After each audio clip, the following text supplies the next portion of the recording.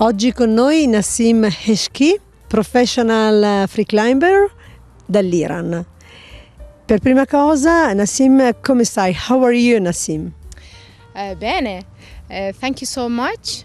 Yeah, I'm fine. I'm enjoying the weather in Europe, and I'm enjoying the traveling, climbing, and meeting other people, and understand the culture, understand the way of how other people climb in Europe, how they communicate with each other, and yeah, that's a good moment for this. But also, sometimes I'm also suffering the difference between us and European in the way how we are free and how they are free. What are you doing in Europe? Normally, I try to be in Europe when it's possible for me, that I can do as much as possible climbing, and then I would like to improve my climbing and also meet people to know the way of the life and climbing in other countries. So that's a mixture of why I travel. We received bad news from Iran. What's happened?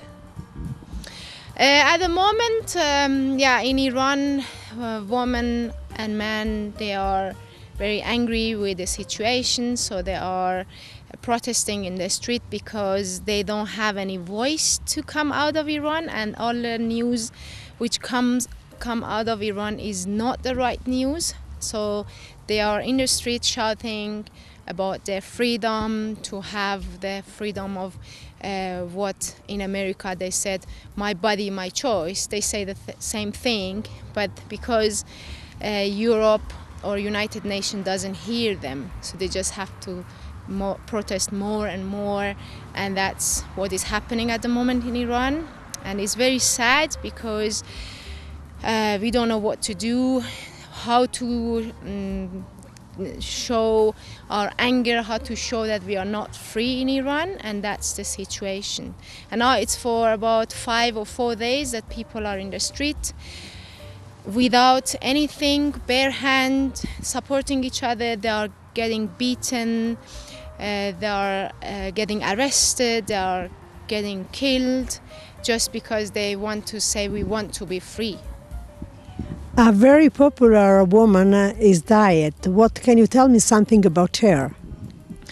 She was not the first woman who died, but this time the news went outside Iran more and more. So it's just like a chain of all these women who are every day getting beaten and die in Iran because of the mandatory hijab, which they don't want to have. And now the news is outside, and we really like that all the sport and artists and everybody who support freedom, all the companies which are supporting the human rights, I hope they also support the voice of Iranian women, and then maybe hopefully something changes. Nasim, what the world of sports especially can do for the population of Iran?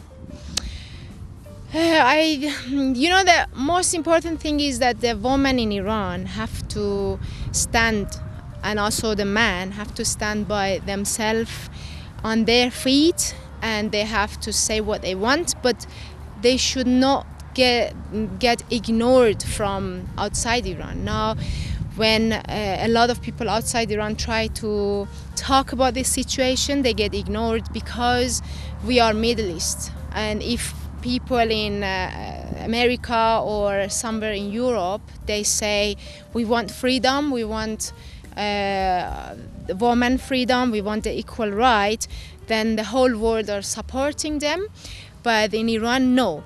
And as from the news from Iran, they don't hear it. They don't hear the voice of Iranian women. What I want from the companies, from this all the world, which are supporting human rights and freedom of women, what I want from that they should not see any difference between us and the people in other countries, and we are also the same. We just want the same thing, and just because our hair is black or our skin is different color, it doesn't mean our value is worse. We should not just have blue eyes and white skin to be supported. We are also human, and we want the real support from any companies who talk about freedom. And I think sport is the way of supporting each other. Sport unites us. And that's why I'm asking all the climbing companies, all the climbing shops, all the international climbers who be my voice and the voice of Iranian women in this moment, which is very difficult. Thank you. Thank you. Wish freedom for everybody, physically and mentally.